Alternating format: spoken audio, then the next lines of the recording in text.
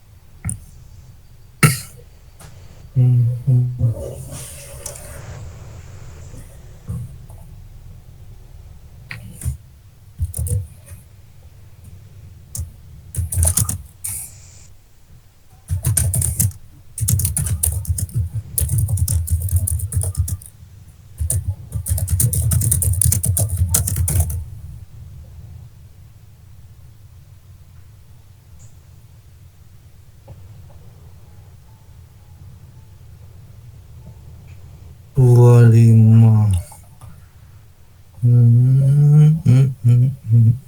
36. Banyak ini mah.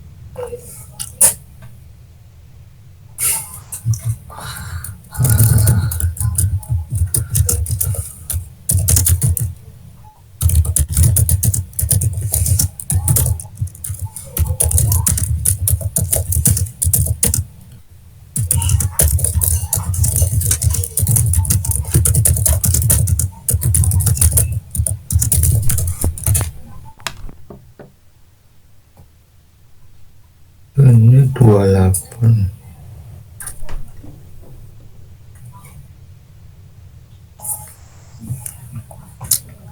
Rame-rame.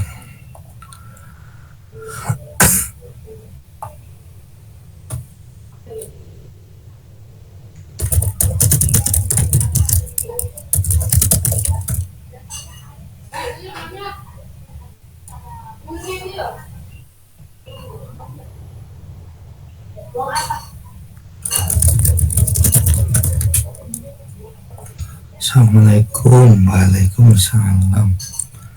Iya. Waalaikumsalam. Kenapa? Tidak tahu.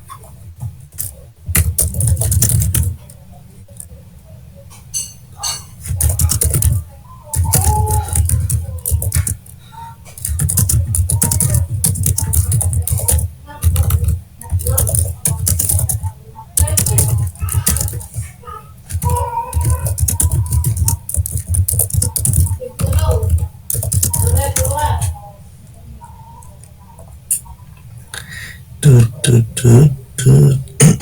Mulai ya, bentar. Tadi yang sholat dapat kelar belum ya? Bentar.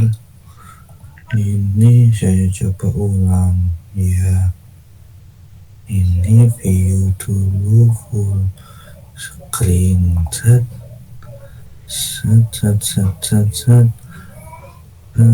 set, set, set, set.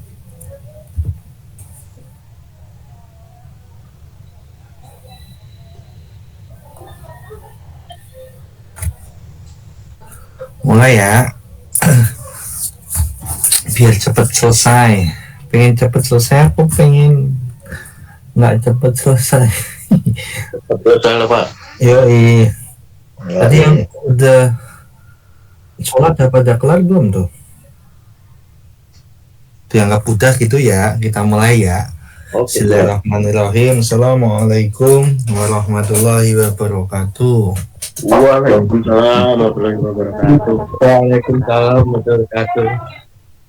Nih, selamat datang di mata kuliah rekayasa perangkat lunak semester 7 kalian di kelas L7M. Ketemu saya Fauzan, Mas Mbak, pengampu kalian selama 1 semester di mata kuliah rekayasa perangkat lunak. Biasanya kalau anak-anak nyebutnya RPL ya. Jadinya nanti kita akan bareng-bareng mengerjakan suatu project nanti di RPL.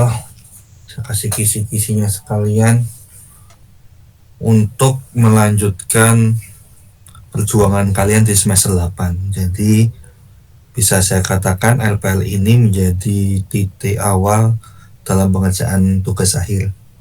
Ya, itu. Sebelum saya mulai, ini ada tuntutan dari Prodi untuk kita foto bareng dulu. Monggo dinyalakan kameranya sebentar, habis itu dimatiin boleh. Kalau mau nyalain juga boleh. Silahkan dinyalakan kameranya. Saya juga nyalain. Nggak usah, saya nggak usah. Pak, maaf Pak, kamera saya lagi rusak Pak. Waduh, kalau rusak ya nggak usah masuk ya Mas. Iya, nggak apa-apa. Nah, laptop saya black screen, HP saya nggak bisa kameranya Pak. Tuh, pakai Nokia ya. Bohong ya, iya bener bohong tuh. Astagfirullahaladzim, ngapain saya bohong Pak, habis sholat. Oh ya, sholat Mas Rafiq ya. Pura-pura dia Pak, pura-pura itu. Iya, kita lihat ya besok di kelas ya kayak gimana orangnya. Oke, kita screenshot dulu bentar ya.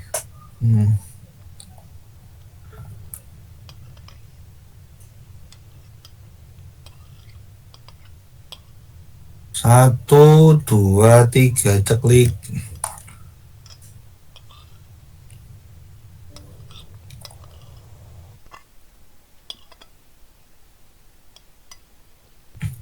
Satu lagi yang saya tampilkan semuanya, mana ya? Ini tak stop dulu, stop share. Orang-orangnya yang 7M mana sih? Oke, 1, 2, 3, ceklik. Dah, terima kasih guys. Dimatiin boleh, ngilit kuota. Kalau mau dinyalain ya nggak apa-apa. Terus Pak ngapain Pak? Kuliah di tempat saya, di kelas saya santai, cuma ya perlu serius juga. Ada momen serius atau waktunya santai. Ada yang sudah tahu saya sebelumnya belum? Ada yang Belum, udah Pak. kenal? Mosok sih nggak ada yang Belum. saya terkenal, Belum. nggak ada yang tahu saya. Belum tahu Pak. Apa Fik? Belum tahu Pak. Ya udahlah, cukup tahu aja ya. Bentar, saya share screen sebentar. Begitu. Set.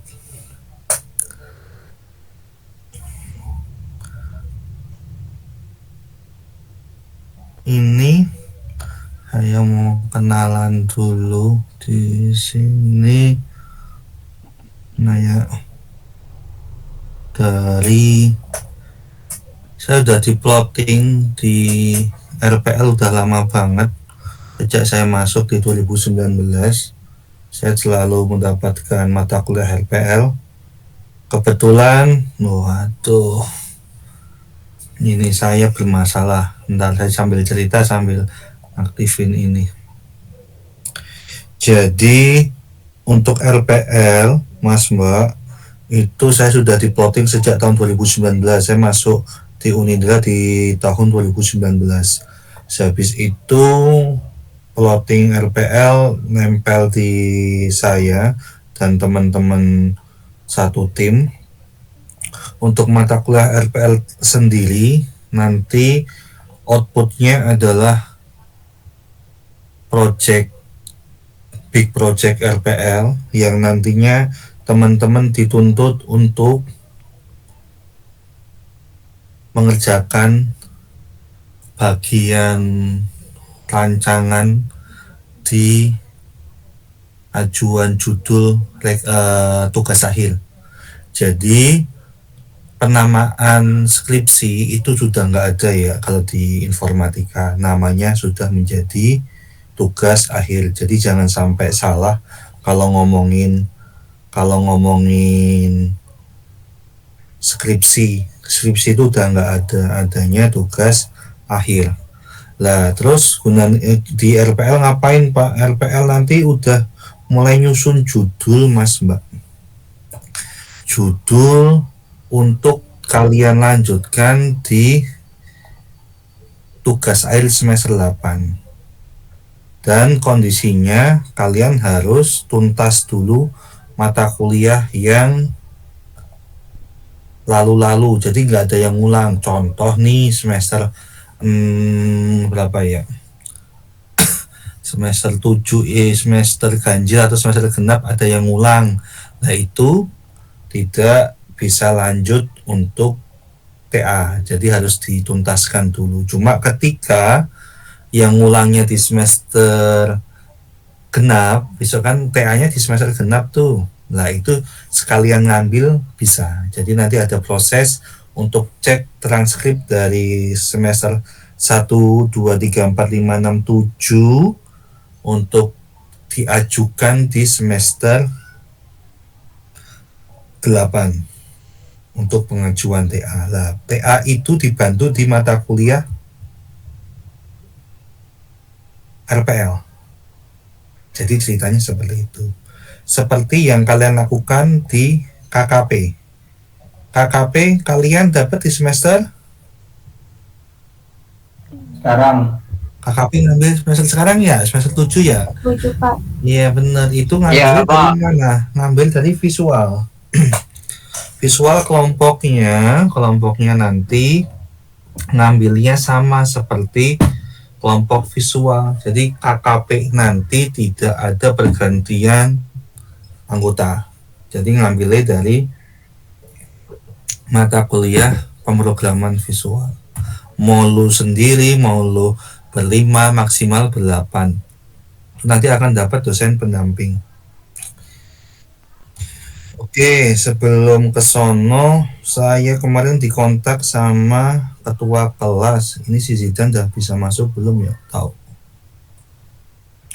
Ketua kelasnya si H. Nah, ini si H ini siapa ya? Haikal Pak. Oh, Haikal. Oke. Mas Haikal, salam kenal. Nanti saya akan kontak Mas Haikal jika saya berhalangan hadir waktu luring. Di presensi kelas, saya orangnya nggak mau ribet. Kalau mau dibikin simpel aja. Untuk presensi, teman-teman cukup unduh materi via LMS ya. Di LMS ini diunduh materinya otomatis sudah terchecklist. Nanti kayak si siapa nih? Nih si Larissa Umi Salama sudah buka materinya, otomatis akan sinkron dengan LMS saya. Kita akan pelajari kontrak belajar dulu sebelum kita singgung ke perkuliahan. Udah 3 nambah ya, jadi ketika di refresh otomatis sudah muncul. Jadi Mas Mbak, sekali lagi saya tekankan untuk RPL ini penting ya. Saya tidak mau dispesialkan, cuma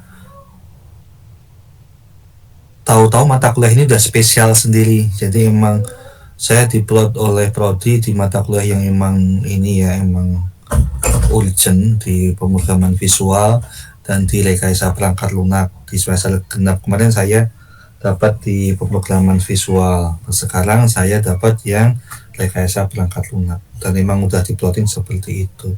Sehingga nantinya Mas Mbak di LPL ini silahkan nanti pengajuan judul dimulai dari pertemuan pertama dan paling akhir nanti dikumpulkan di pertemuan ketiga. Jadi mulai dari sekarang sudah ada tugas nih. Tugasnya apa? Memikirkan rencana judul TA.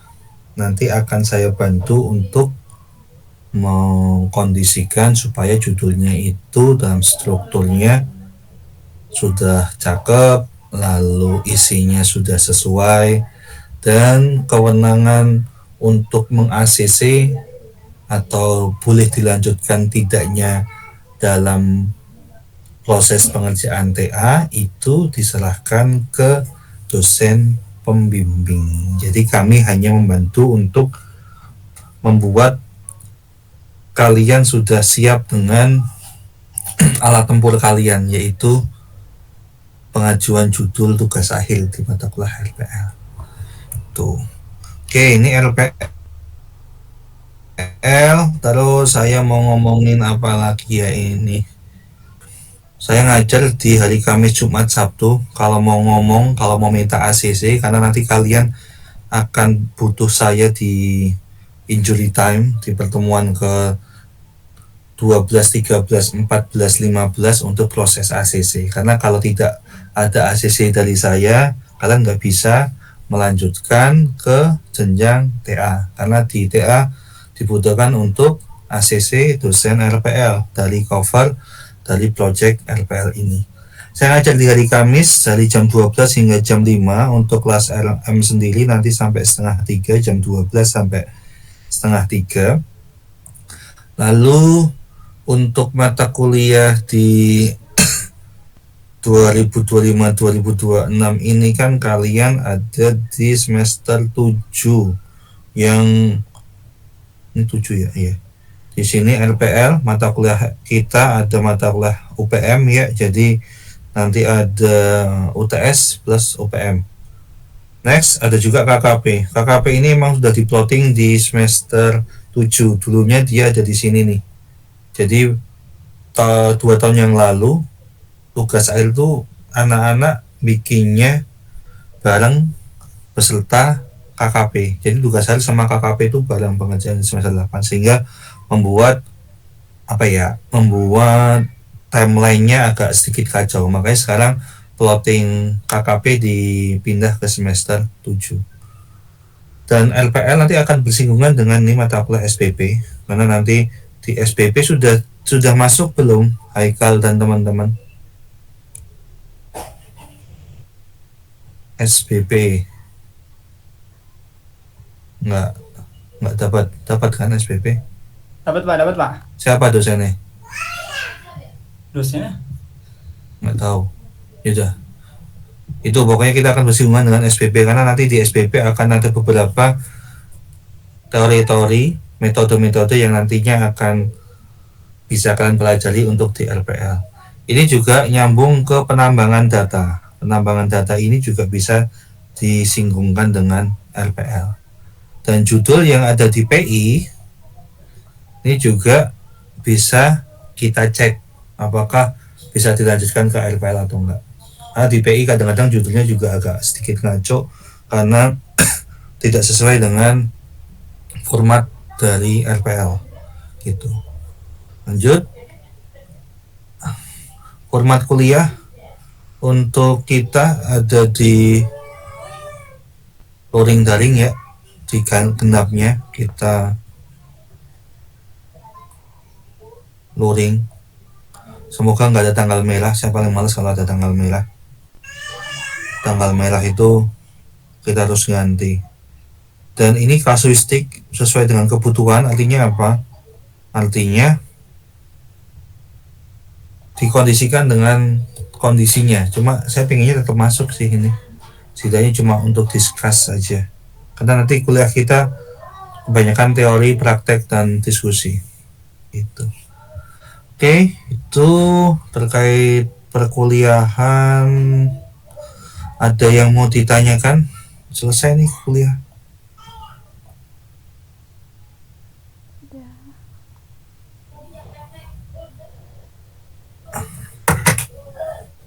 Oke, saya harus kenalan dulu dengan teman-teman. Saya panggil di sesuai LMS. Udah budak main. Ahmad Baihaqi, Hadir Pak. Rakan Kinta Ramadan, Hadir Pak. Rizal, Hadir Pak.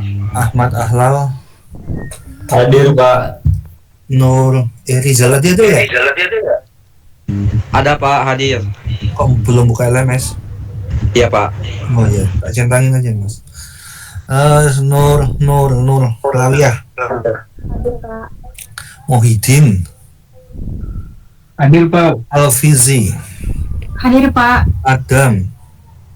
Hadir Pak. Saya lupa centangin Pak. Lah, emang perlu centang? Oh enggak, itu yang kata di LMS saya lupa buka Pak. Iya, Maaf. iya, dimaafin. Junita, Hadir Pak. Marsyanda, Hadir Pak. Aini, Hadir Pak. Raufik, Hadir Pak. Steven nggak ada ya. Faiz, Hadir Pak. Dava, Hadir Pak. Raka, Hadir Pak. Larissa, Hadir Pak. Putri, Hadir Pak. Nadifa, Hadir Pak. Ardi, Hadir Pak. Cahya Anissa, Hadir Pak. Hanida, nggak ada. Aulia Hoilunisa,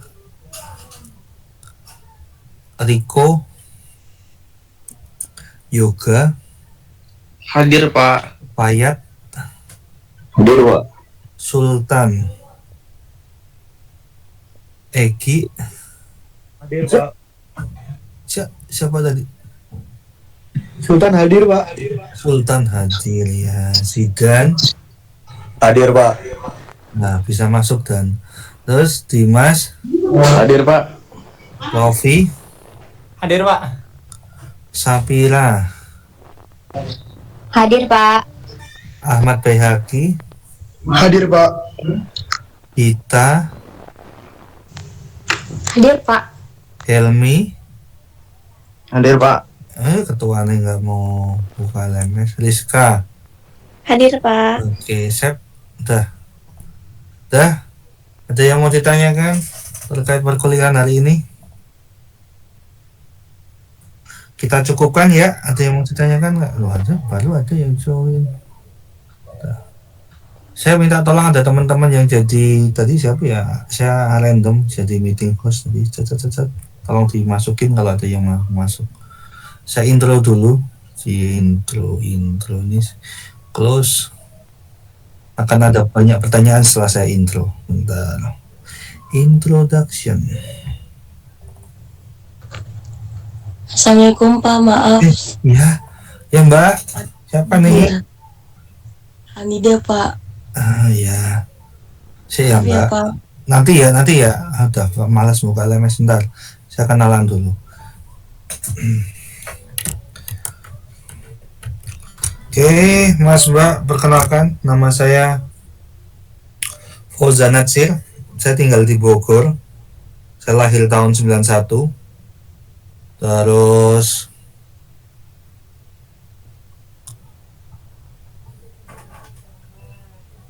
untuk perkuliahan saya pakai dua nomor.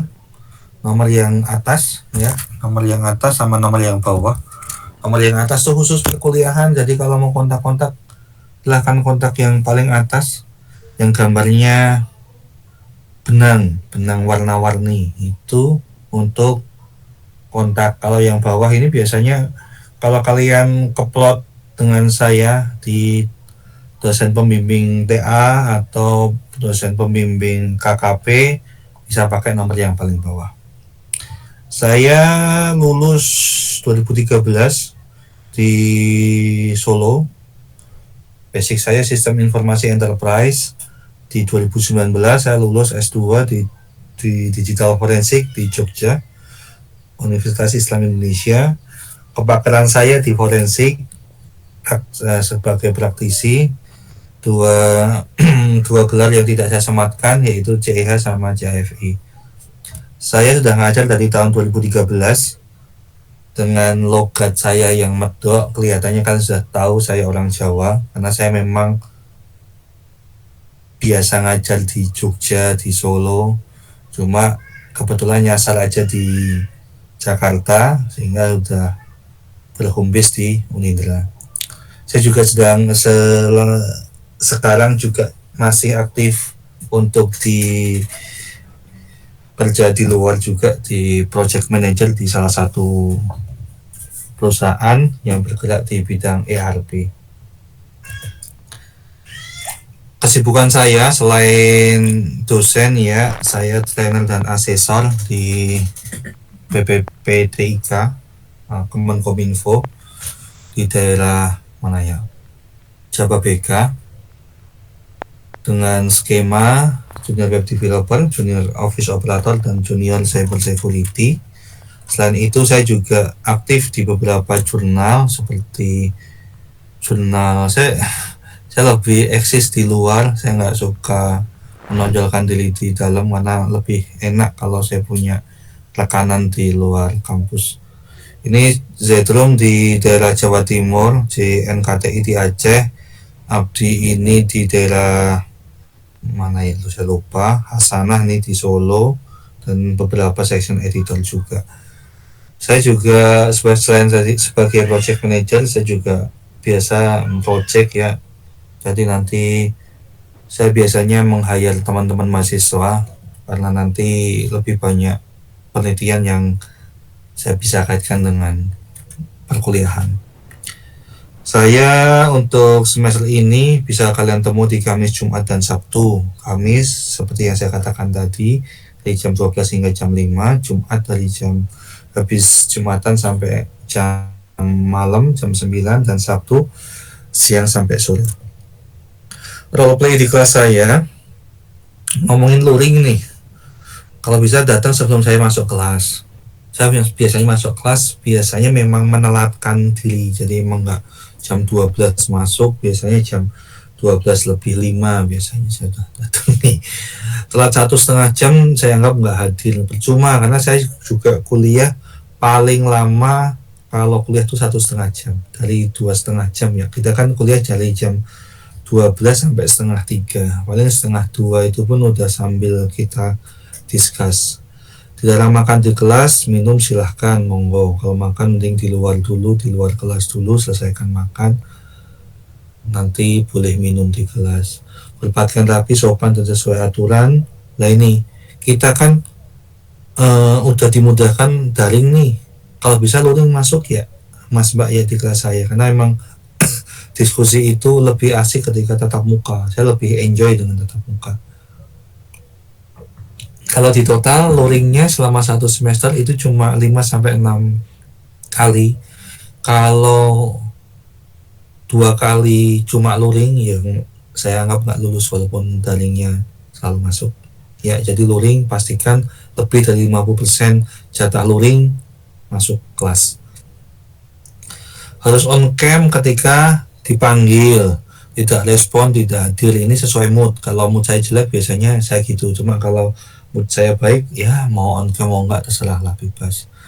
Diperkenankan Japri untuk setor judul dan tanya-tanya ke nomor perkuliahan. Memang saya tipe dosen yang fleksibel dengan waktu discuss, tetapi pakai nomor yang ini ya, yang satunya ya, nomor yang perkuliahan, yang gambar benang. Karena setor judul via Japri gitu. Itu lanjut perkuliahan ketika luring, si Helmi dan teman-teman atau ada wakilnya atau siapapun minta tolong LCD-nya udah standby ya. Jadi ketika kita masuk cepat aja kita kuliah, nanti kalian bisa selesai jajan-jajan di kantin habis itu. buat grup BA sudah dilakukan, koordinasi waktu masuk. Nanti kalau saya telat ataupun saya sholat dulu, makan dulu, saya akan hubungi si Helmi. Kelas luring kita presensi tetap via LMS kalau kelas luring, walaupun saya panggil untuk apa ya, biasanya saya itu punya indera keenam untuk hafal sama teman-teman mukanya gimana, biasanya ya akan hafal secara otomatis. Lalu di kelas luring saya pastikan diskusi judul, diskusi bab 4, dan ada kuis nantinya. Kalau suasana kelas daring juga saya harapkan nanti LMS, jangan lupa LMS dah di kelas saya enak itu.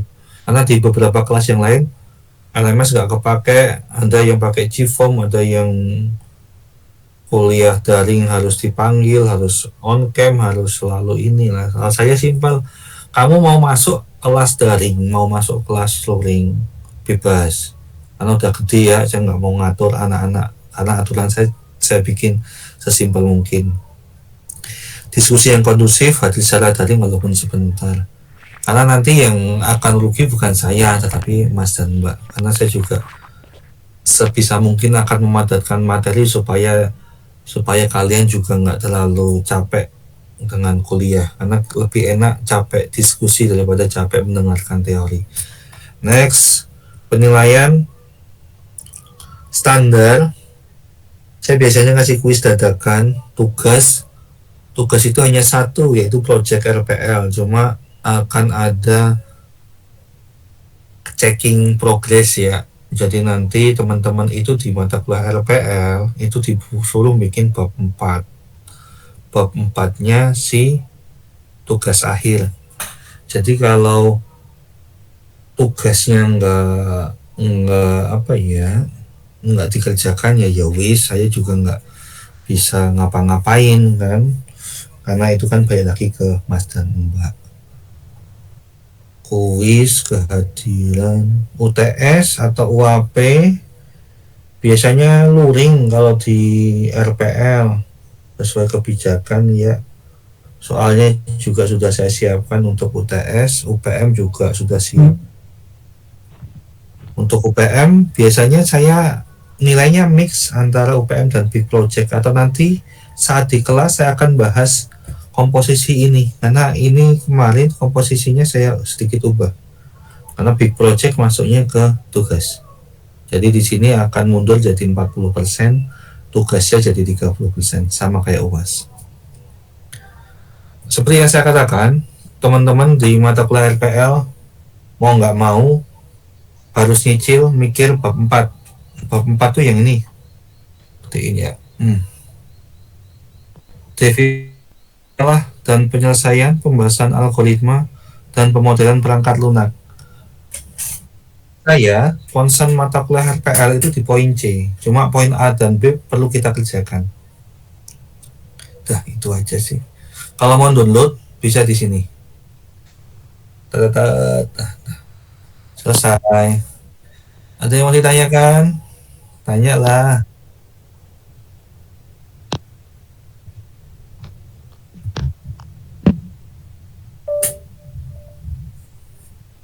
Suara saya aman ya? Atau Aman Pak, aman. Benar kok. ada yang nggak tanya nih? Pak mengganggu, saya kelas terbang. Oh, iya. Aman, Pak.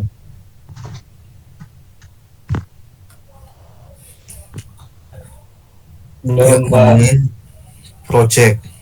Ada yang tanya? Nggak, ya wis. Pak, saya nanya dong Pak. Nanya, iya tanya aja. Yuk. Iya. Kan itu kan bab 4 kan lanjutan dari yang kemarin ya Pak. Kemarin mana? Kemarin kan belum ketemu kita. Yang kata Oh enggak, Pak. maksudnya salah saya. Kan kemarin kan kita di penulisan ilmiah kan kerjain bab 1 sampai bab 3 tuh Pak. Nah maksudnya di bab 4 ini apakah dilanjutkan dari yang itu apa baru Pak? Tergantung PI-mu judulnya cocok nggak, make sense nggak dengan Nah, project RPL. Kalau nggak, saran saya ya saran ganti. nah itu maksud saya Pak. Iya. Nanti kita lanjutin sama Bapak kan nggak disetujui itu. Nah, itu yang saya takutin. Ya kalau takut, jangan takut sama saya. Ya, jadi kalau memang nggak cocok, contoh PI-nya si siapa sih ini? Si Dimas apaan? Si siapa ya? Yang tanya siapa? Dimas betul. Lu apa Mas judul? Kalau saya ini Pak, penilaian rating karyawan Pak. Terus? Di toko Happy Nation. Terus? Metodenya SAW. Rating karyawan. Aduh. Apa gimana betul Pak? Kita bahas waktu di kelas. Jadi gini Mas Mbak, saya masuk ke inti dari ini dulu ya, Nang ya. Saya ceritain dulu. Layar saya sudah nampak ya. Project details. Mahasiswa memilih topik penelitian teknik informatika dan harus menyertakan metode algoritma. Ketika tidak ada metodenya, otomatis tidak se-ACC, jelas itu. Topik penelitiannya juga topik yang tidak base-nya sistem informasi. Jadi adanya prodi sistem informasi itu menutup kemungkinan kalian, teman-teman semester 7 tidak boleh mengambil topik sistem informasi seperti waktu visual. Waktu visual Pak, saya visual kemarin sistem penjualan, sistem inventory, sistem peminjaman, is okay, nggak apa, karena itu base-nya masih sistem informasi dan outputnya adalah ini ya, ya kayak visual lah. Cuma itu tidak boleh diterapkan di mata kuliah RPL. Jadi topik penelitiannya sesuai dengan topiknya informatika. Topiknya apa aja Pak? Habis slide ini saya akan informasikan. Project RPL disusun berdasarkan panduan penulisan TA terbaru seperti yang saya informasikan di file PPT sebelumnya. Jadi yang harus dikerjakan hanya bab 4 hanya. Dan biasanya bab 4 itu memang di TA porsi halamannya paling banyak. Jadi ya selamat datang di RPL. Oke, terus lanjut. Project RPL dapat dilanjutkan menjadi tugas akhir berdasarkan persetujuan dosen pembimbing masing-masing di semester 8. Dapat dilanjutkan, ingat ya ada kata-kata dapat dilanjutkan, tetapi tidak menutup kemungkinan judul kalian diotak-atik sama dosen pembimbing, karena itu adalah kebijakan dosen pembimbing. Satu orang dosen pembimbing rata-rata membimbing sekitar 10 orang untuk TA di semester 8 besok nih kalian.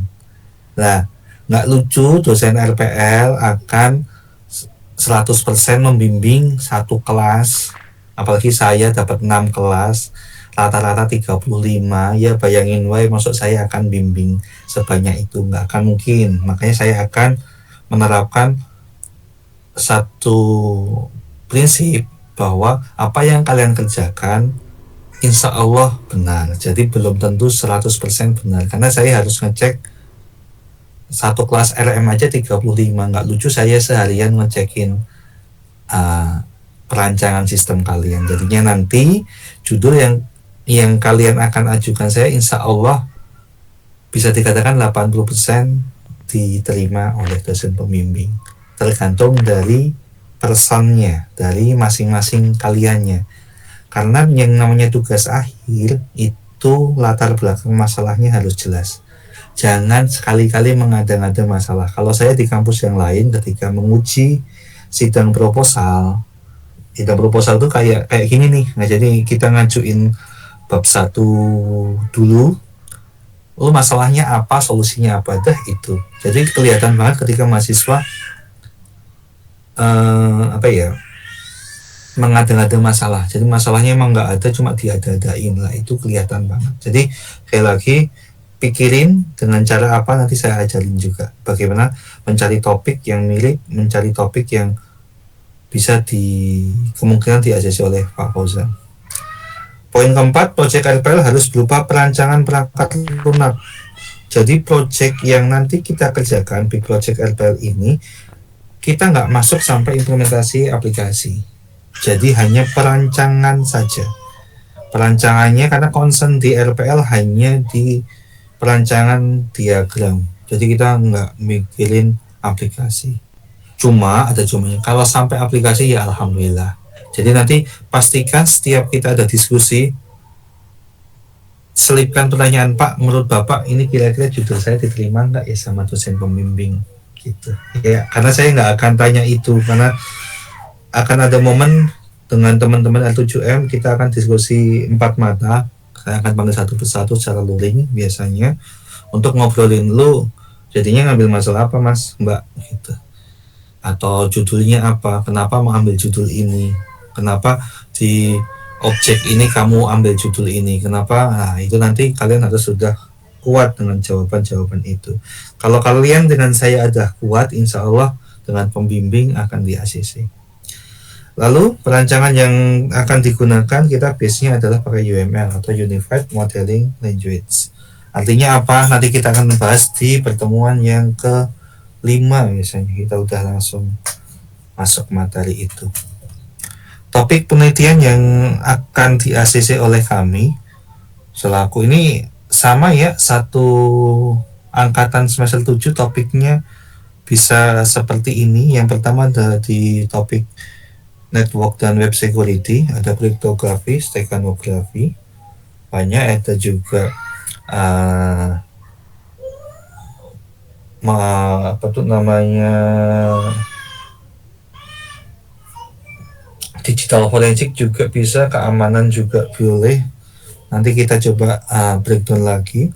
Lalu untuk bab sistem cerdas atau topik sistem cerdas, bawahannya rumputnya ada sistem pakar, sistem penunjang keputusan atau sistem pendukung keputusan, bioinformatika, kecerdasan komputasional atau AI, artificial intelligence, jaringan saraf tiruan dan lain-lain, serta semantik web. Untuk data science, data mining yang kalian sudah dapatkan di penambangan data, kalau sepemahaman saya di mata kuliah SBP, sistem berbasis pengetahuan, itu yang akan diajarkan itu di sisi nih, sistem pakar sama SPK. Lalu di data science ada data mining, text mining, NLP, pengolahan citra. Nah, citra ini juga didapatkan di semester 8. Saya nggak tahu ini sistemnya kenapa kok nggak di semester awal-awal ya. Dan SPP ini seharusnya diterangkan di semester sebelum kalian masuk ke semester 7. Tetapi ini masuknya di semester 7. Hanya data mining aja yang sudah diterangkan di semester 6. Jadi kalian sudah ada bayangan nih. Oh, di data mining saya akan klasterisasi, saya akan klasifikasi, saya akan pakai topik apa dengan metode apa, itu sudah ada bayangan di situ.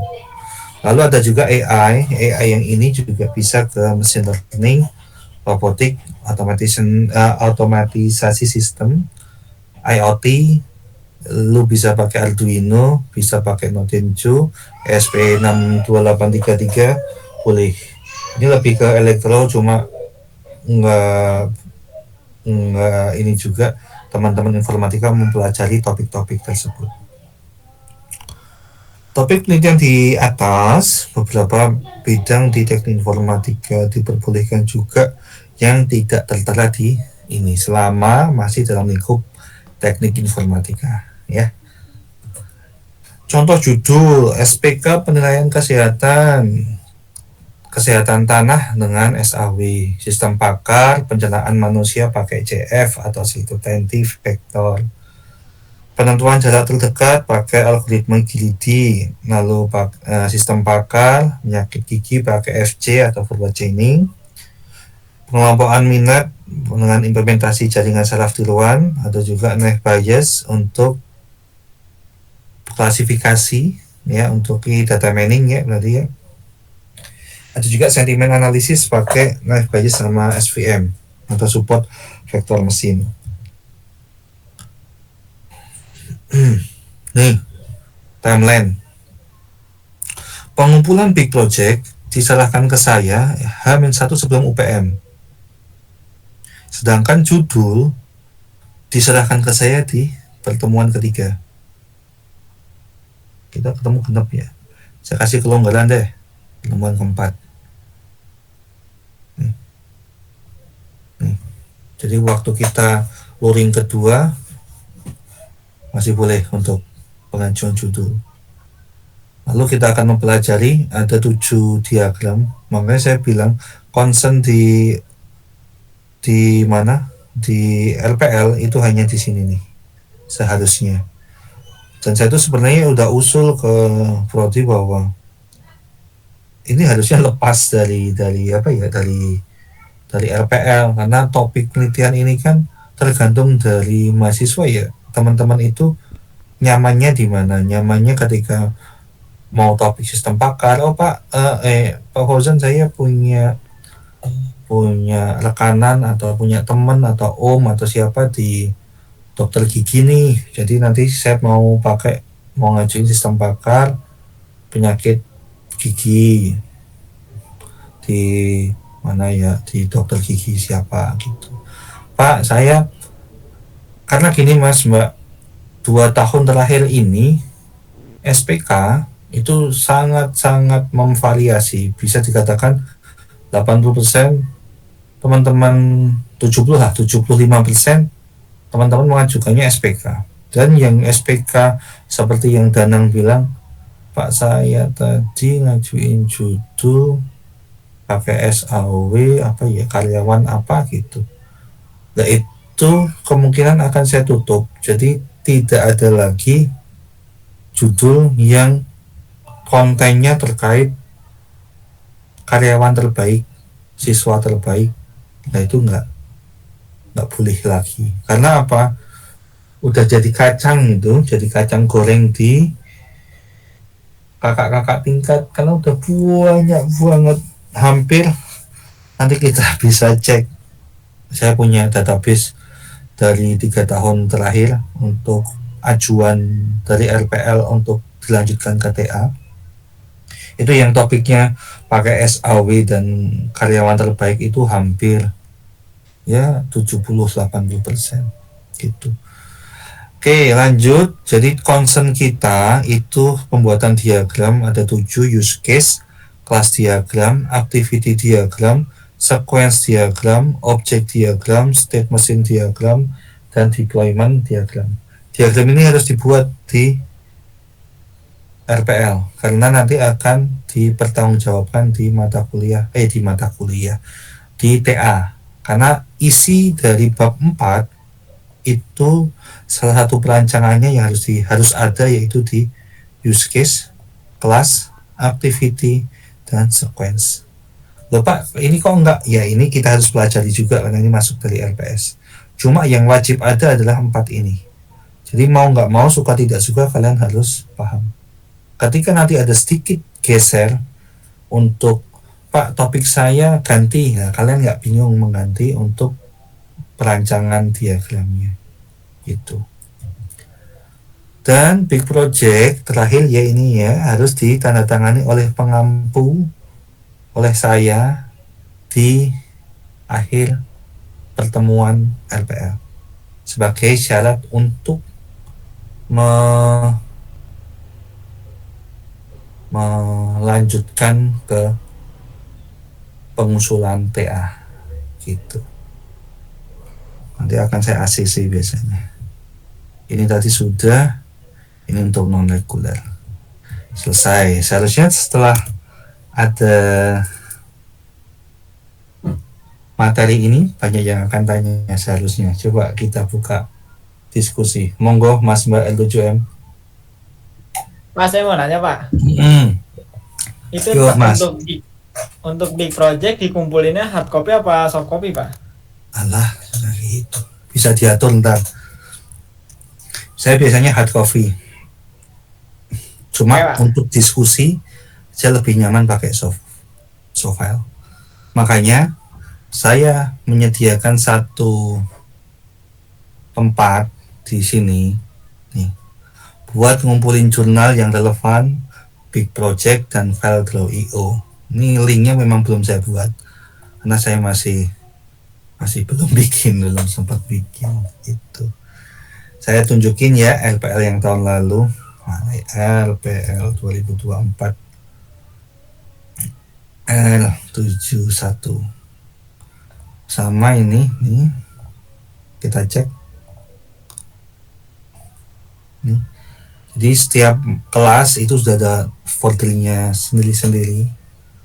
Contoh nih Ahmad Zidan. Jadi 2 folder yang harus wajib ada, jurnal, progress, serta nanti tambah satu lagi directory, yaitu Draw.io. Saya pakai Draw.io ya Mas Mbak, saya lebih nyaman pakai ini. Cuma kalau kalian pakai milih software yang lain untuk bikin diagram, boleh, jadi bebas. Nah ini ya, balik lagi ke sini. Tugasnya ngapain sih Pak? Tugasnya yang bikin bab 4 nih kayak gini. Tuh. Biasanya pertanggungjawabannya di sini nih, kalian bikin tuh gambar-gambar diagram gini tuh udah selesai sampai rancangan layar. Nah, tuh judulnya ini SPK pemilihan supplier terbaik dengan metode Mora. Jadi kasusnya di sini.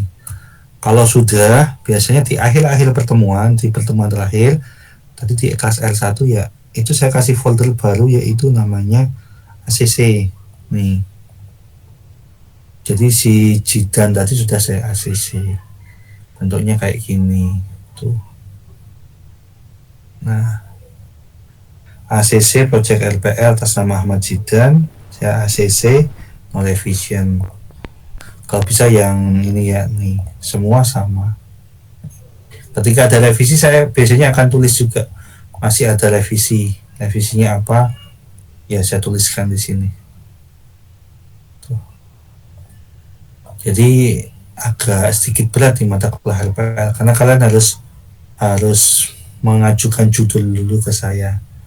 Judulnya ini metode Fisher-Yes Shuffle dan kalian harus tahu.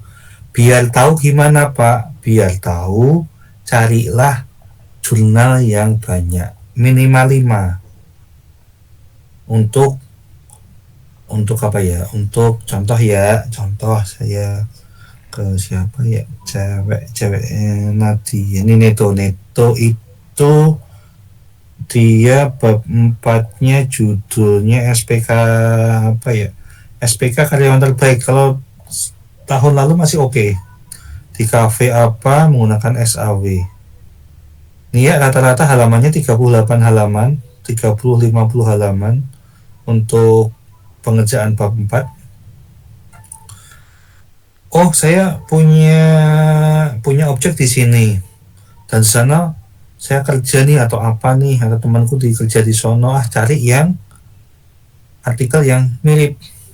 Oh, SPK pemilihan karyawan terbaik pada oh saya ini. Jadi kalian dari jurnal baik itu ngapain aja, itu kalian udah paham. Oh nanti kayak gini nih, oh kriterianya ini, alternatif yang dipakai apa, oh bobotnya apa, oh mana yang cost, mana yang benefit. Nah itu nanti akan dipelajari di lain waktu ya itu.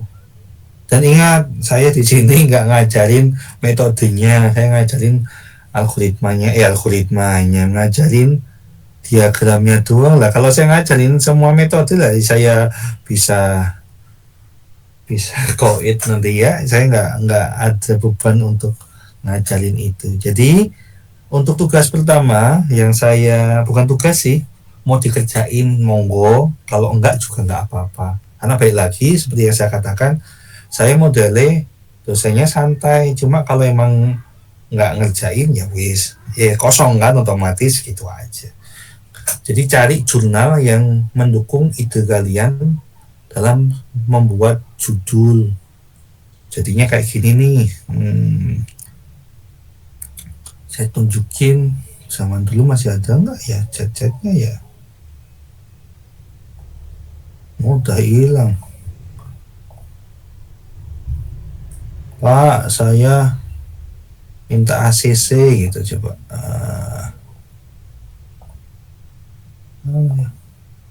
Udah hilang ininya.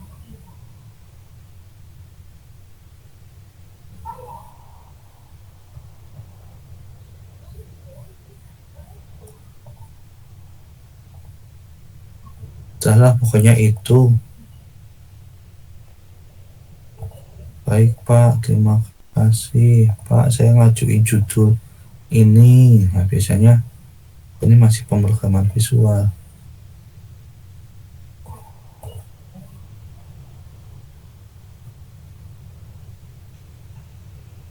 Monggo, ada yang tanya lagi? Tadi udah menjawab belum ya Mas Sopo ya? Tadi tanya saya, kalau dijawab Rofi.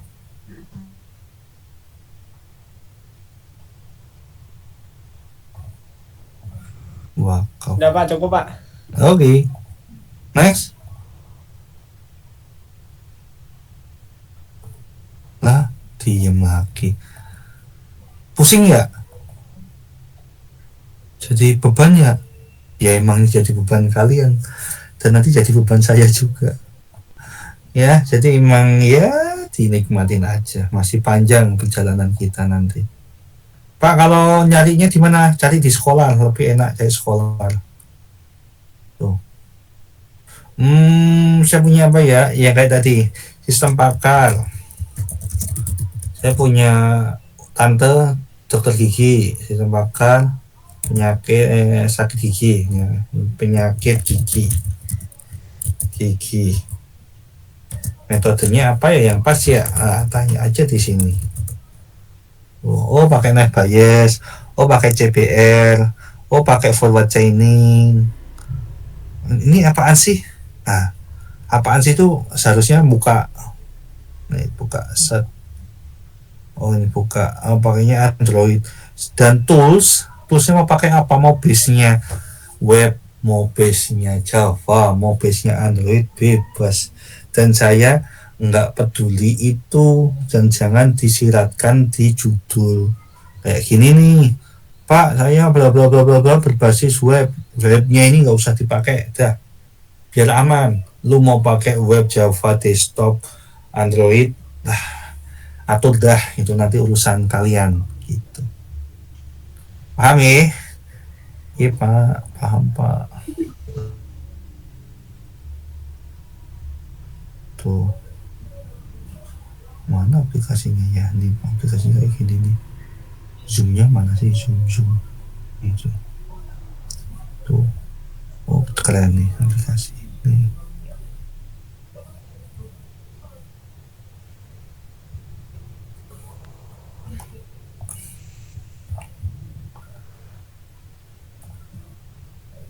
Kayak si Danang tadi, kalau mau ganti konten aja lebih enak. Salahnya ya jangan yang karyawan kayak gitu lagi, karena lebih banyak enggak saya ACC gitu. Nah, Oke, maaf Pak bertanya. Piye? Tadi kan kata Bapak kan itu kalau yang karyawan itu kan nggak bisa tuh Pak. Bukannya nggak bisa ya, bisa kita atur, bisa kita otak-atik dulu nantinya. Oh gitu Pak. Oke, siap ya. Soalnya kan saya ini kan ada toko nih Pak, punya toko gitu. Maksudnya saya mau baru ingin membuat project di situ gitu Pak. Mungkin bisa supplier kayak tadi itu juga oke tuh Pak. Monggo, supplier, cuma metodenya mau SAW boleh. Oke guys, saya terangkan lagi di sini. Berhubung ini 35 orang, ada sedikit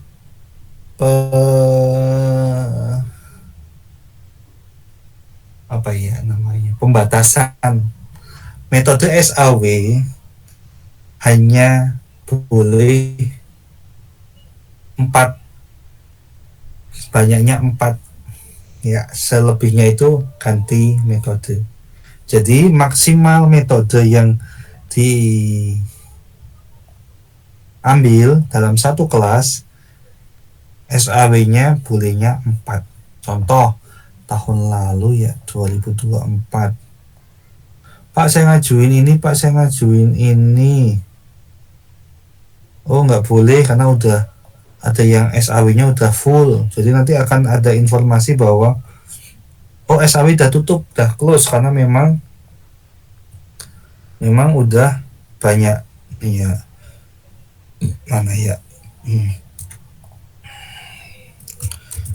SAW 1, 2, 3, 4, 5, 5. Kalau tahun lalu 5, sekarang 4 ya. Jadi contoh Pak, saya clustering, Pak saya ngambil topik yang pakai penambangan data, contoh saya tunjukin yang penambangan data, banyak kok yang mengarahnya ke sana. Mana ya?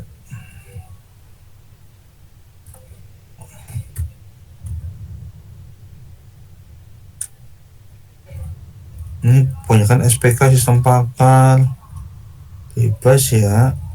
Kalau mau klasterisasi juga boleh. Mana ya, nggak kelihatan. Klasterisasi pakai Kamins untuk data siswa. Ada juga ini data pengguna angkutan umum pakai Kamins. Analisis sentimen, klasterisasi persewaan kendaraan menggunakan Kamins.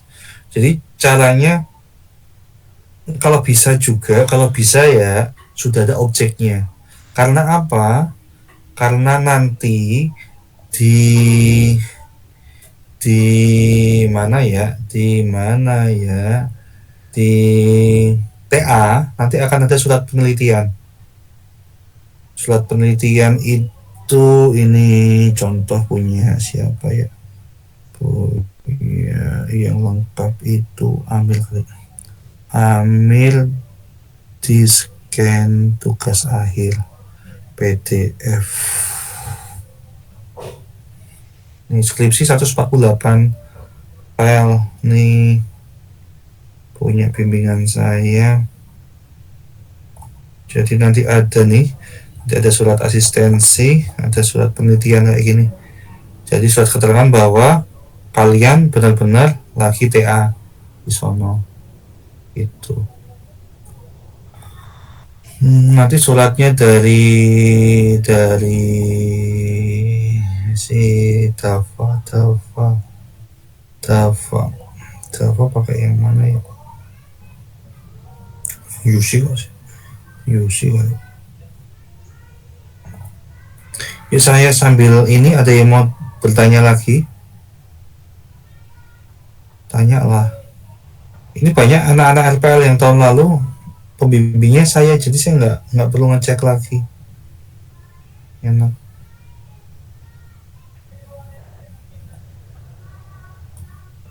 Ini juga ada pengadaan penelitian. Mana ya? Ya gitulah pokoknya. Yuk, ada yang ditanyakan lagi? Saya siapin dulu minggu depan. Aman? Cukup? Pusing? Lah diem baik. Pusing Pak. Kenapa pusing? Saya terlalu ini ya? Bapak, maaf mau nanya. Iya Mas Anda. Saya kan ikut taekwondo, terus saya mau bikin Boleh. itu judulnya penerapan metode AHP dalam pencarian atlet taekwondo terbaik Sakti Club di klub saya. Itu menurut Bapak gimana ya? Boleh, tapi kamu harus cari jurnal dulu yang pendukung. Contoh, mana ya? Metodenya boleh bebas.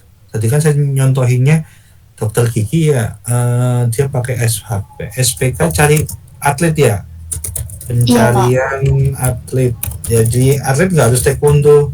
Jadi gini aja, SPK pencarian atlet metode AHP, coba ada apa enggak? Kalau nggak ada AHP, ini ada nih, seleksi atlet nih.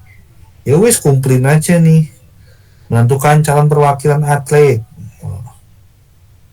Boleh langsung saya ACC itu nanti. Oke, siap. Cuma ada cumanya Mas Anda. Cari judul atau artikel yang mendukung yang kayak gini. Ini ada juga nih, seleksi atlet Pomsai Taekwondo dengan metode AHP. Nih. Jadi mungkin kurang lebih nanti hasilnya kayak gini nih punya si Marsyanda. Kita cek.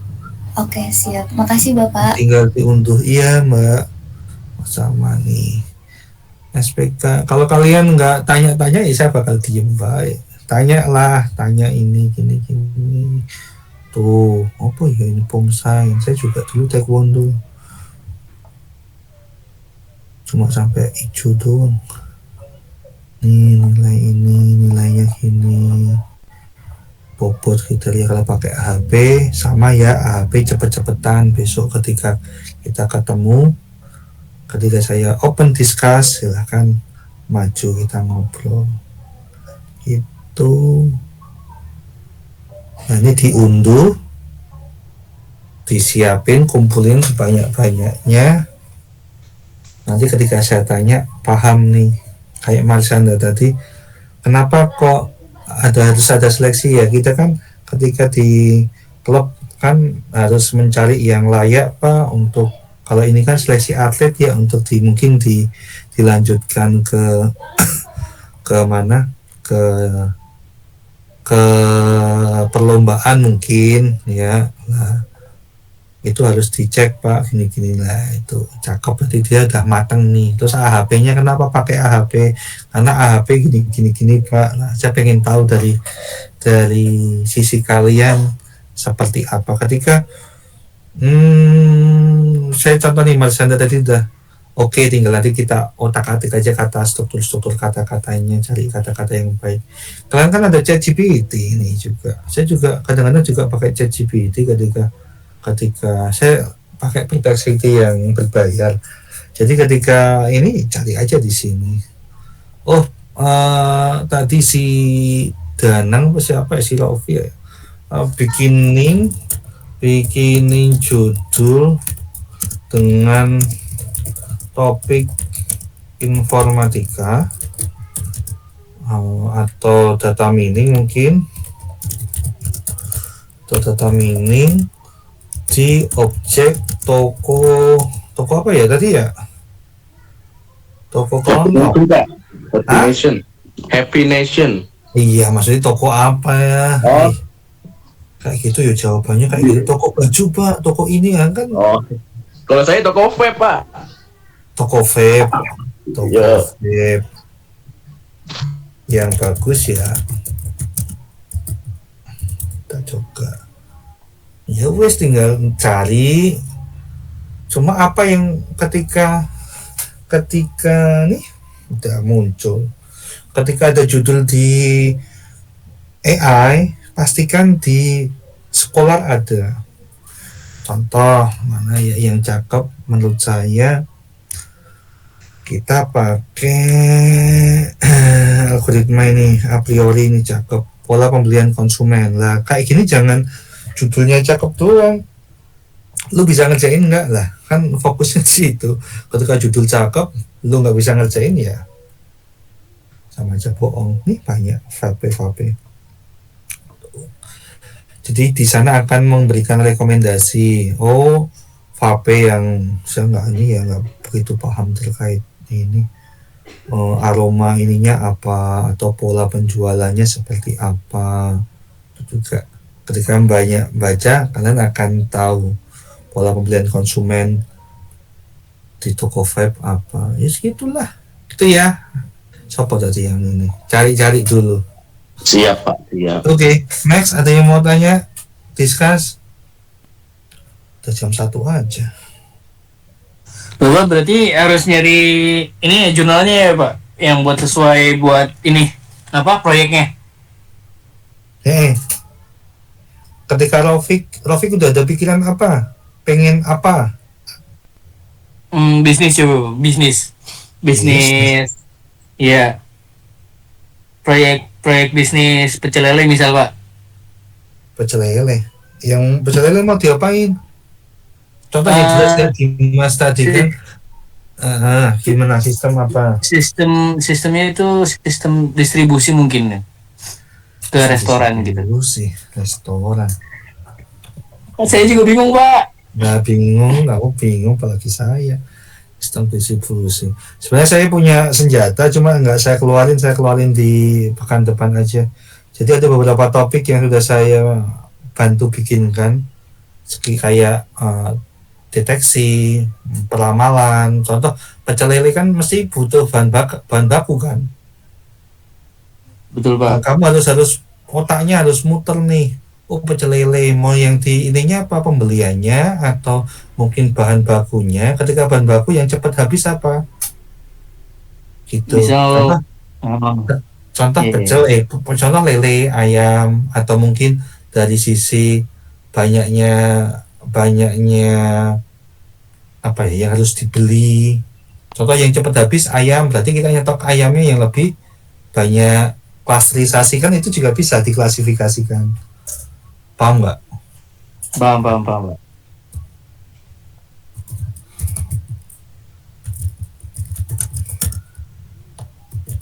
Jadi posisikan ya guys, saya bukan model orang yang kalian udah besar. Kalian harus mencari tahu tersendiri dulu, baru tanya ke saya. Saya bukan dukun yang tahu-tahu ini lah. Kalian seharusnya udah punya opsi nih, Pak. Saya udah mencari ini, Pak. Kalau ini menurut Bapak gimana? Jadi udah ada beberapa plan A, plan B gitu loh. Klasifikasi dan klasterisasi bisnis pecel. Apa ya? Bahan baku pecel lele.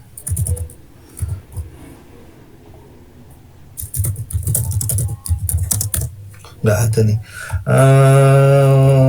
Harus ada ininya juga ya, clustering. Ini lebih ini nggak masuk. Saya paham nih. Nggak ada mas. Nggak pas dari pola nih. April atau Kamis analisa pola pembelian untuk meningkatkan strategi pemasaran. Ini boleh kayak gini. Atau dicari-cari dulu, cari pakai ChatGPT. Kalian udah dipermudah pakai AI ya, bantu kalian untuk mikir. Oh, ketika saya pengen topiknya hanya kalian baru dapat di pecel lelenya atau di objeknya. Berarti ya kira-kira dari objek itu kita ngomongin di sisi apanya, dari pola pembeliannya, dari trennya, dari mungkin ketika saya mau berangkat cari makan, rute terdekat pecel lele yang paling dekat yang mana, itu juga bisa dihitung polanya juga. Jadi mikirnya agak sedikit dipertajam ya. Lalu sistem apa ya, pola ini juga bisa pemilihan lauk. Ketika beli ayam, biasanya pasangannya sama apa, sambal apa, itu juga bisa dibikin pola. Jadinya nanti itu banyak bisa di otak-atik Mas Rafiq. Kalau fokusnya ke objek, iya. Cuma kamu harus mikirin kira-kira apa ya topik yang pas gitu. Ada lagi?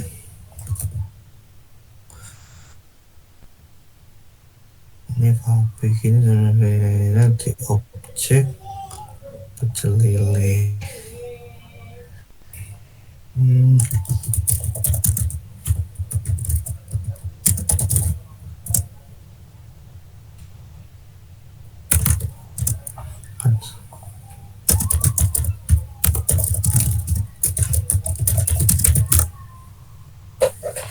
Pakai bahasa kalian aja, tapi kan kalau balik lagi saya mah ngomongin produk AI itu bisa pintar ketika promptnya benar.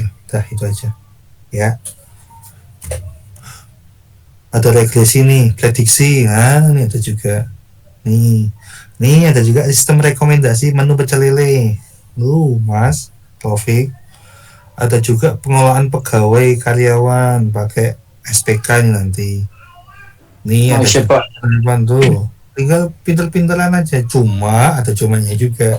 Ada beberapa metode yang dikategorikan itu metode perancangan, metode penyelesaian. Nah, itu nanti akan saya terangkan di slide-slide berikutnya. Gitu. Next. Nggak Rafiq, yuk yang lain. Oke. Udah nih. Pak, berarti yang judul tugas akhir yang apa berkaitan sama pemilihan karyawan terbaik itu wajib diganti apa? Oh, Mas. Maaf ya. Baru ini soalnya ada informasi itu. Mas, ini Mas siapa sih Mas yang ini? Mas Muhyiddin. Mas Muhyiddin emang udah ada bayangan karyawan terbaik? Apa gimana Pak? Udah ada bayangan karyawan terbaik atau PI-nya karyawan terbaik, mata kuliah PI-nya? Itu di mata kuliah PI-nya Pak yang karyawan terbaik. Kecuali, bentar.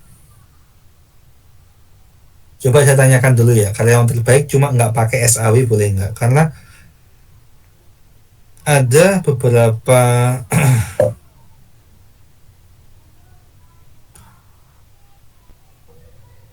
mana ya?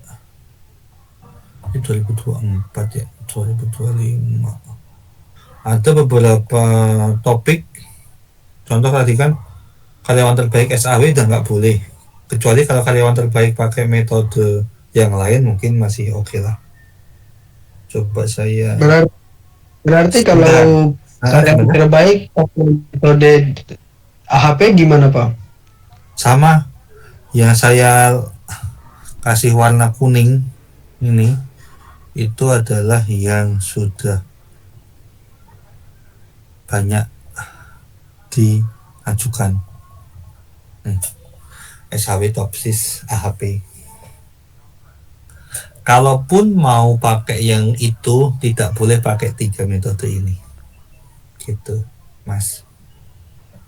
Iya Pak, baik Pak, baik. Dipikirkan dulu ya plan A, plan B-nya. Baik Pak. Makasih Pak. Yoi Muhyiddin. Pak, saya izin bertanya Pak. Silahkan. Kemarin pas matkul PI saya juga pakai metode AHP. Judulnya tuh implementasi metode AHP terhadap sistem rekomendasi pemilihan sepatu berdasarkan kriteria pelanggan. Itu berarti diganti Pak metodenya? Boleh pakai AHP itu, karena bukan karyawan terbaik, bukan siswa terbaik. Yang terbaik itu nggak boleh diajukan lagi. Yang karyawan terbaik, pemilihan siswa terbaik, pemberian bonus ini, nah itu masih boleh. Berarti masih boleh Pak saya? Masih boleh. Contoh Zidane yang apa tadi, AHP pencarian sepatu ya, berdasarkan. Iya Pak, rekomendasi pemilihan sepatu berdasarkan kriteria pelanggan. Udah cari jurnal yang terkait belum? Waktu itu sih udah sempat ada Pak. Waktu pas bikin PI kan ada disuruh nyantumin jurnalnya juga. Waktu itu udah nemu. Tapi sekarang di file saya. Cari dulu ya, itu dibawa untuk dipertanggungjawabkan ke saya. Oke, baik Pak. Saya itu cuma nanti yang perlu saya advice ke lu Mas Zidan, yaitu penambahan objek. Contoh sistem rekomendasi ya, rekomendasi tadi. Iya Pak, rekomendasi. Pakainya AHP. Emang ada sistem AHP? Kita cari ya. Sistem rekomendasi pemilihan sepatu, pemilihan barang, pemilihan metode AHP. Kalau Mas Zidan udah pernah cari pemilihan sekolah, pemilihan pemilihan produk nih, nanti bisa dijadikan ini Mas nih, produk lawalan kulit, terus pemilihan tanah kapling, ini juga boleh nih. Jadi kalau kita ganti sepatu ada nggak ya?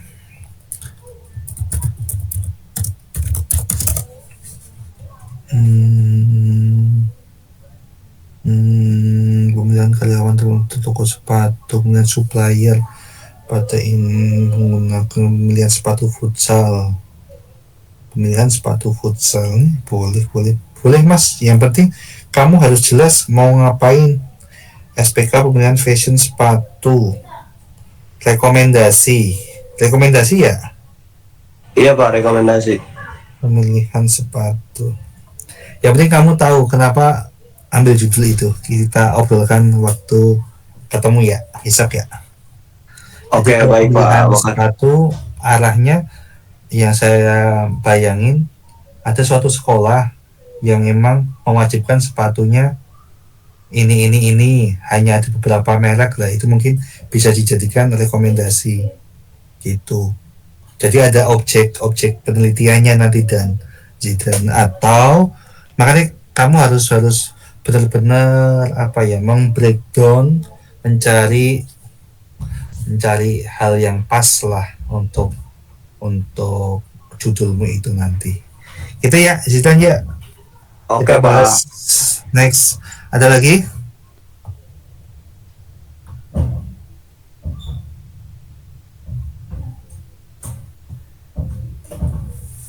Saya bentar. Kenapa teh? Kan bisa dibuka kan? Hah? Nggak dikunci? Nggak bisa? Ada. Jepit. Teh mah rumah. Sebentar, maaf. Ada lagi yang ditanyakan? Pak, saya mau nanya, Pak. Rofi, ini Rofi beda ya? Yuk tadi Rofik, ini Rofi, yuk Rof. Bahkan saya berencana mengambil judul sistem rekomendasi film menggunakan metode content based filtering. Nah, menurut Bapak, Rekomendasi apa? rekomendasi film, Pak, menggunakan metode content based filtering. Nah, menurut Bapak itu gimana, Pak? Lah, boleh-boleh aja. Kenapa kamu kayak gitu? Harusnya punya pakai ini content based filtering kan? Jangan langsung asal ya. Yang penting kamu tahu mau gimananya harus. Oke. Boleh Mas ini. Tinggal dicari banyak jurnalnya. Ya. Ya, Pak. Oke, Pak. Makasih, Pak. Next. Udah ya. Kita bahas minggu depan. Iya, Kita Pak. lanjut minggu depan. Jadi tugasnya siapin konsep. Siapin jurnal dengan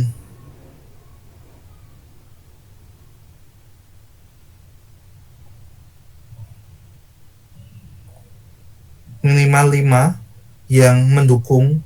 Contoh ketika judulnya ini kok jelek-jelek ya, saya lupa aku yang bagus yang mana ya, RZ ya.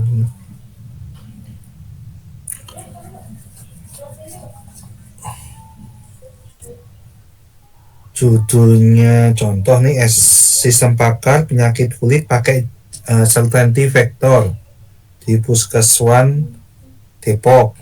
Nah, jurnalnya itu harus 5 dan membahas boleh yang algoritmanya sama.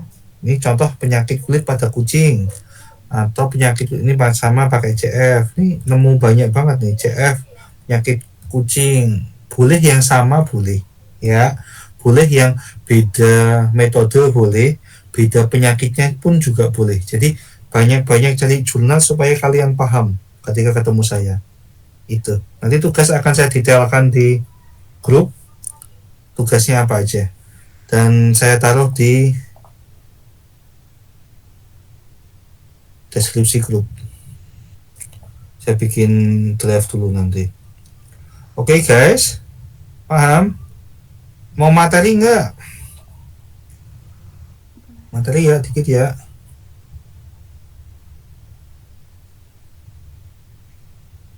Saya mau masuk ke materi. Untuk materi yang pertama terkait pengenalan perangkat lunak. Yang namanya aplikasi atau perangkat lunak atau software. Perangkat lunak kan bahasa Inggrisnya software ya. Nah itu. Definisinya ada 3 definisi. Yang pertama, perintah atau program komputer yang bila dieksekusi memberikan fungsi dan unjuk kerja seperti yang diinginkan. Atau yang kedua, struktur data yang memungkinkan program memanipulasi informasi secara proporsional dan dokumen yang menggambarkan operasi kegunaan program. Ingat, besok kalau pas UTS itu saya nggak akan mengeluarkan soal-soal yang apa arti apa perangkat lunak, enggak. Kebanyakan besok soal UTS sudah saya pastikan itu studi kasus semua. Jadinya ada kasus, kalian tinggal bikin perancangan diagramnya.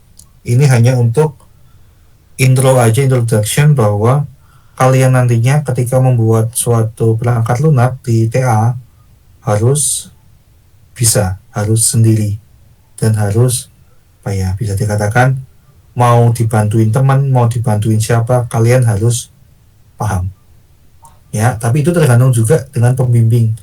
Kalau saya stylenya santai, lu mau dibikinin, mau ngapain aja terserah, yang penting ketika ngobrol sama saya lu paham, dah selesai. Itu lebih paham normalisasinya, perhitungannya, dari step A, step B, step C nya kamu paham, udah itu aman. Jadi pastikan ketika membuat suatu perangkat lunak, kalian harus mengerjakan sendiri ya. Jadi nanti akan kalian disuruh membuat software di TA dari judul yang kalian ajukan. Jenisnya ada dua secara umum. Kalau produk perangkat lunak yang dibangun, yang sudah ada, yaitu yang pertama, sistem yang diproduksi dan dikembangkan dan dijual di pasar terbuka ke siapapun punya, seperti Office ya, aplikasi Office, aplikasi transportasi seperti Gojek, Grab, itu kan ada yang mendevelop. Nah itu nanti kan sudah diproduce untuk emang dijual ke developer. Jadinya dijual oleh developer ke orang yang memang pembisnis untuk disebarluaskan.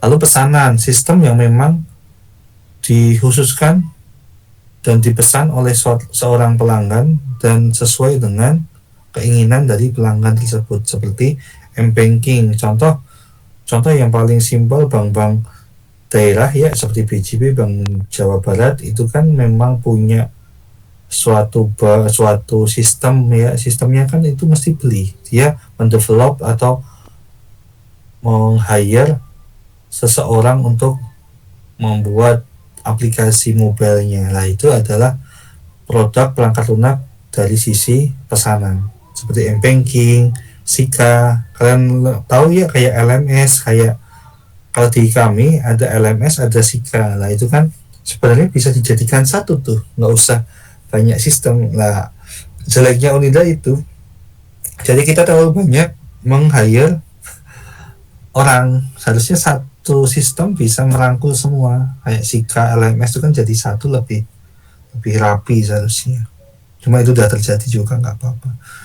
Karakteristik suatu software ataupun perangkat lunak, yang pertama, perangkat lunak itu dikembangkan, tidak dibangun seperti barang fisik. Jadi setelah perangkat lunak itu jadi, kita punya kewajiban untuk mengembangkan ya. Kalau memang nggak kepakai ya udah selesai gitu. Dan perangkat lunak itu tidak pernah usang dan selalu bisa di-develop.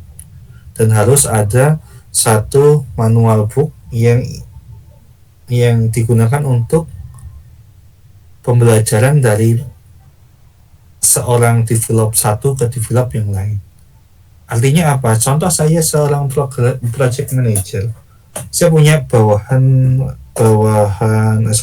punya rekan satu tim. Itu kan kalau saya ada tim, ada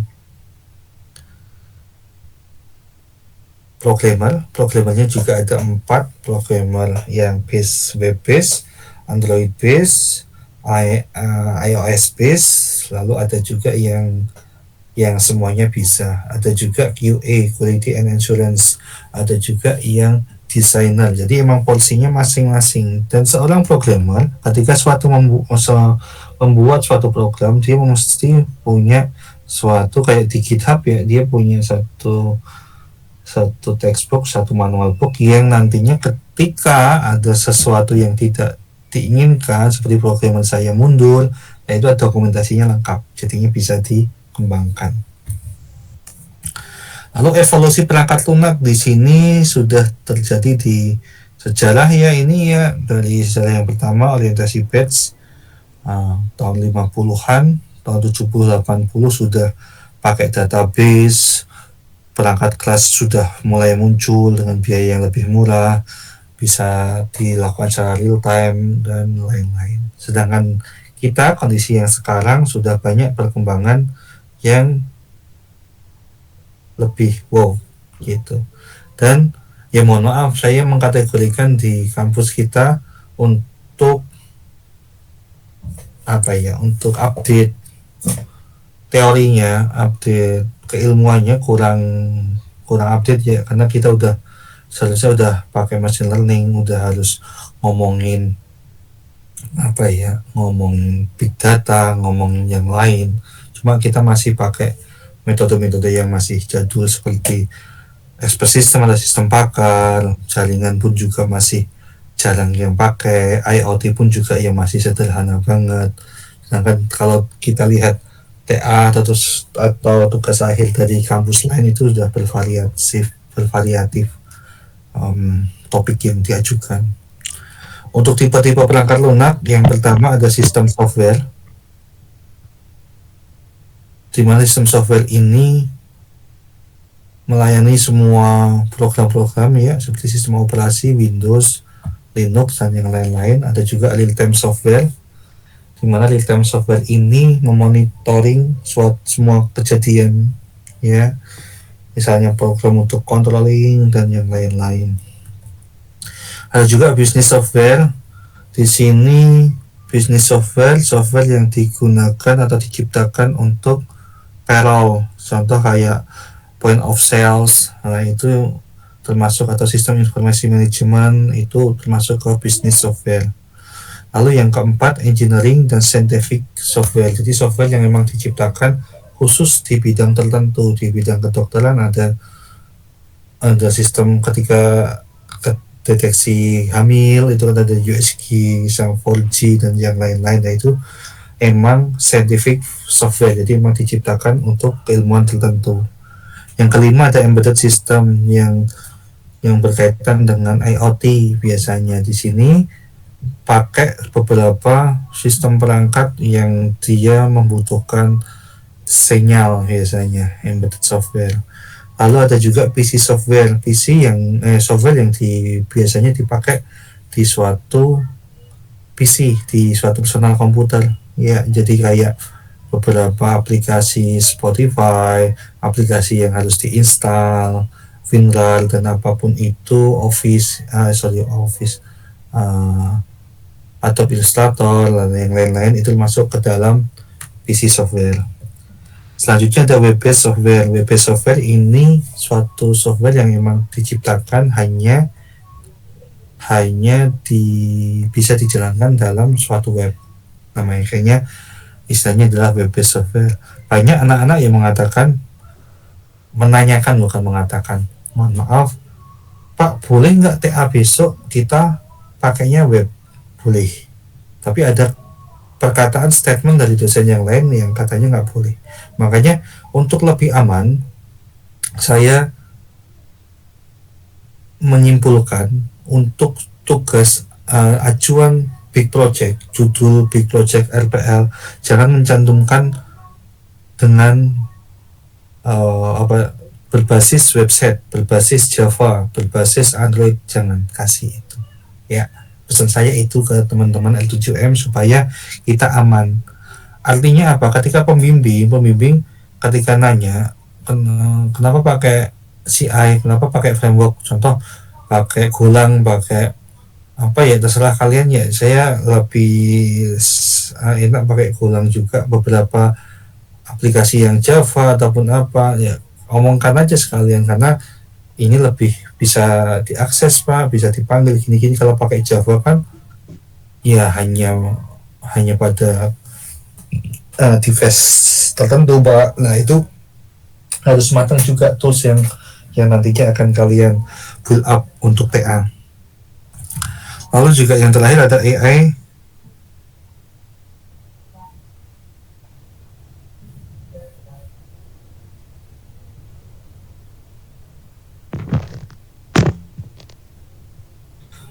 AI software, saya sistem pakar, sistem berbasis pengetahuan dan yang lain-lain.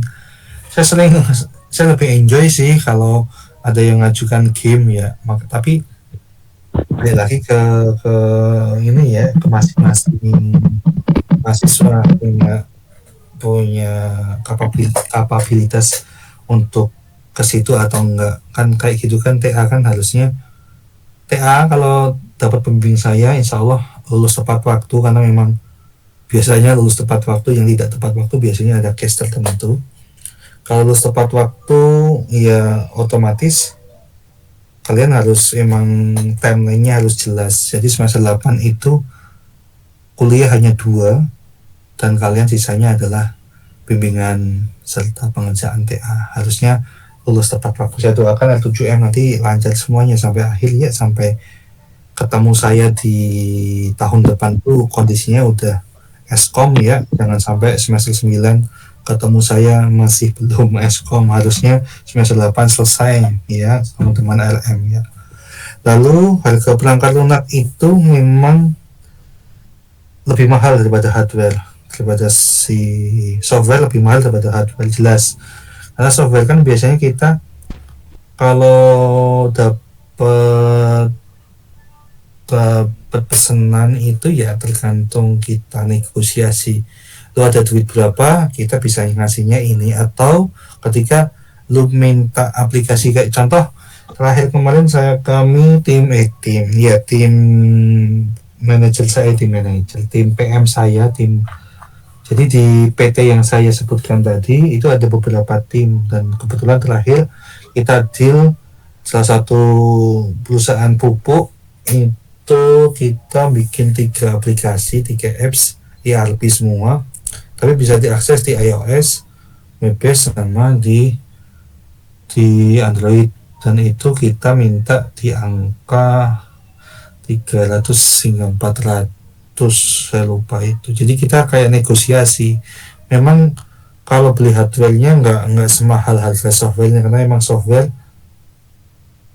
akan membantu ya, akan mengurangi banyaknya. Kita udah menghindari Excel, menghindari ini, makanya kita bikin suatu sistem. Jadi memang rata-rata harga software itu memang lebih mahal daripada harga hardware. Dan biaya terbesar adalah di maintenance atau pemeliharaan, bukan pembuatan awal. Biasanya kita memang kalau dalam suatu pembuatan project, biaya maintenance itu akan include juga. Contoh ketika ada apa-apa, maintenance-nya berapa lah, itu kadang-kadang bisa harganya lebih mahal juga dari software kalau dihitung-hitung. Ciri-ciri perangkat lunak, dia yang pertama usability, jelas sesuai dengan kebutuhan user. Jadi ketika kita membuat software yang baik sesuai dengan kebutuhan user. Makanya tadi contoh si Mas Anda pengen bikin aplikasi seleksi atlet taekwondo. Jadi kita harus breakdown dulu kebutuhannya apa, karena kita harus gali ada berapa alternatif, ada berapa kriteria, itu harus kita cari. Dan perangkat lunak harus reliable, harus dapat dipercaya dan diandalkan. Yang ketiga, maintainability, harus sesuai dengan kebutuhan dan efisien, tidak menyia-nyiakan penggunaan daya sistem. Krisis perangkat lunak melebihi anggaran, terlambat, tidak memenuhi harapan dan kebutuhan, tidak memenuhi persyaratan mutu. Jelas ketika melebihi anggaran itu kita kategorikan gagal, karena ketika contoh mintanya Android sama iOS, padahal iOS tuh ketika bikin aplikasi agak mahal, tapi duitnya cuma 100 juta, ya kita nggak bisa, karena itu menyebabkan perangkat lunak gagal launching, gagal terpublish. Jadi kita ketika ada pesanan suatu itu harus emang negosiasi di awal harus lebih mantap. Terlambat timeline, jadi ketika contoh TA, kalau ngomongin TA, ketika kalian bikin aplikasinya tidak sesuai dengan waktu, otomatis akan bayar lagi nih SPP, makanya bisa dikategorikan melebihi anggaran. Terlambat juga sama. Oh, TA itu diselesaikan di semester 8. Oh, ternyata semester 8 kalian ada kerjaan kayak atau apalah, bisa membuat TA kalian telat, dan akhirnya apa ya, perangkat lunaknya nggak jadi, akhirnya ya ngulang TA lagi di semester 9 dan seterusnya. Itu termasuk kegagalan perangkat lunak dalam berbagai kondisi.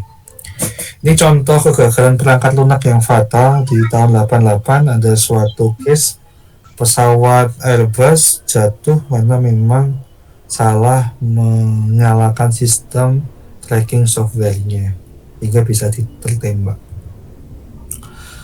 Ini tadi sudah kita simpulkan di penyebab krisis perangkat lunak.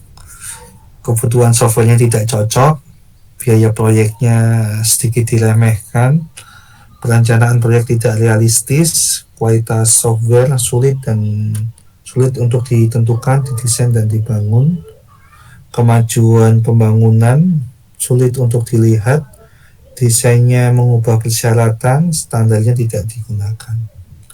Pemecahannya apa? Ya, salah satunya adalah rekayasa perangkat lunak. Makanya kita akan membreakdown nanti di kebutuhan fungsional dan non fungsional di materi yang ketiga kalau nggak salah. Lalu materi keempat kita sudah menyinggung terkait use case diagram. Kita sudah fokus ke pembuatan use case yang nantinya akan membreakdown, akan menganalisis apa yang nantinya akan kalian buat di TA depan.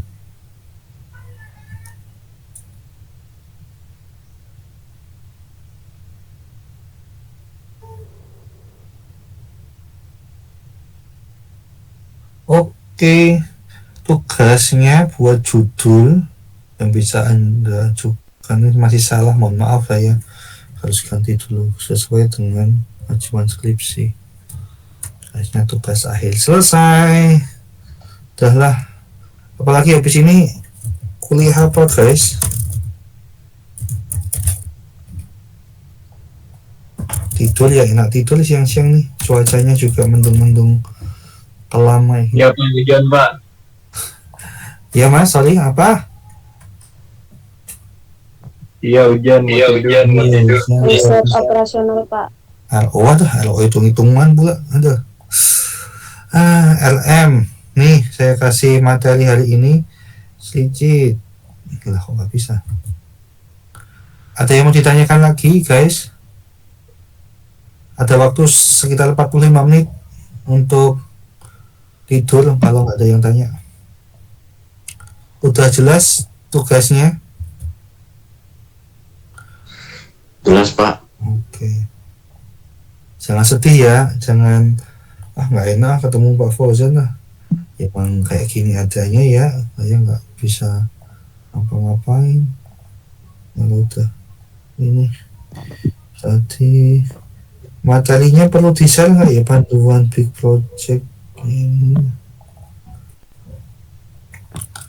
Tadi yang belum absen siapa ya? Belum presensi ya tuh, terbubar. Presensi yang belum tadi Stephen Joshua ada nggak?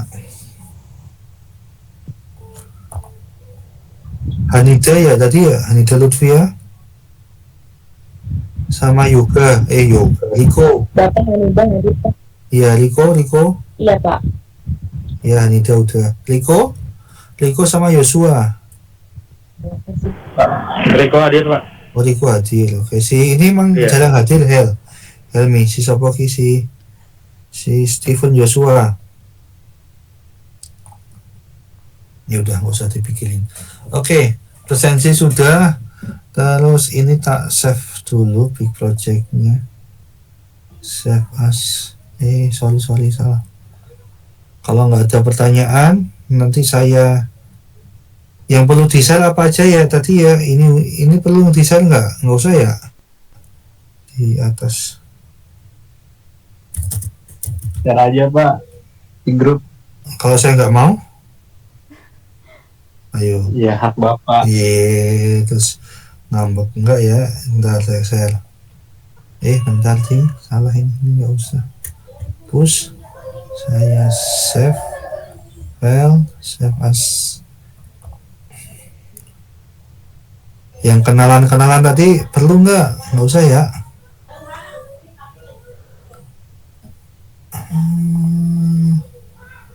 Tet. Kita foto-foto dulu ya, bentar. Saya upload dulu supaya selesai. Set, set. Terus ini ya kalau mau apa?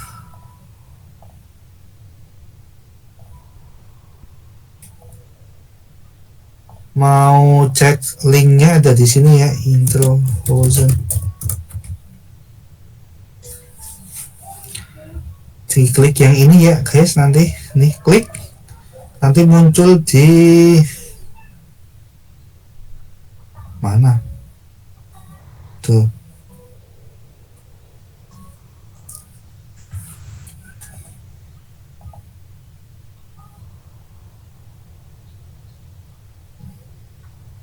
Di mutu.unindra.ac.id/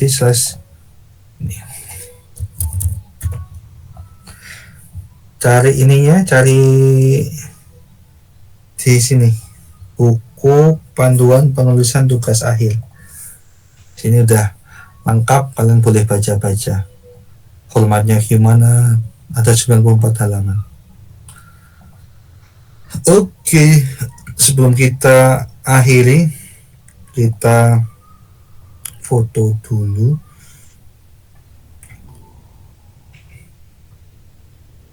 Nyalakan kamera. Pak, saya nggak bisa itu Pak, nggak bisa kamera Pak, nggak bisa on cam saya Pak. Ya udah, nggak usah di absen, tak uncek dulu. Nggak apa-apa mas, santai. Yang penting besok kita foto bareng ya, pertemuan pertama ya, buat ditaruh di mana, di grup.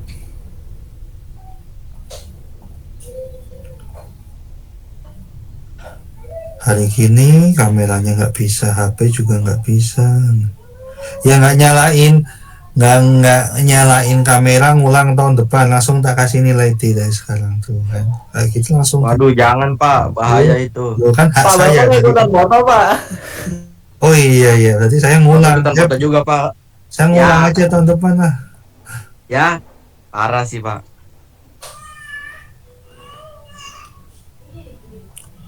Mana ini? Ayo yang cewek-cewek mana nyalain? Kalau nggak pakai mukena, pakai ini aja, pakai gorden, pakai selimut. Nggak ada ini kerudung. Hitungan ketiga senyum, 1, 2, 3 senyum, ceklik.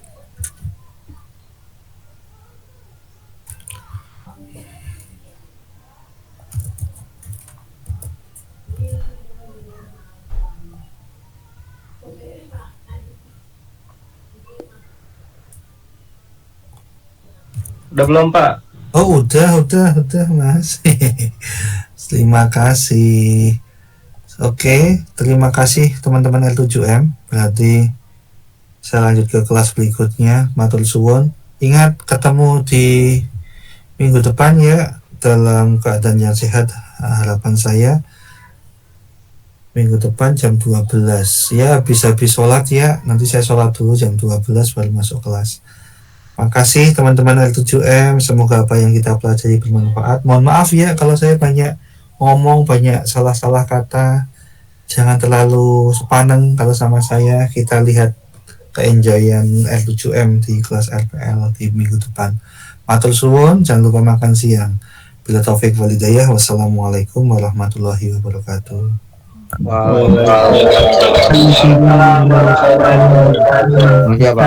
kasih Pak.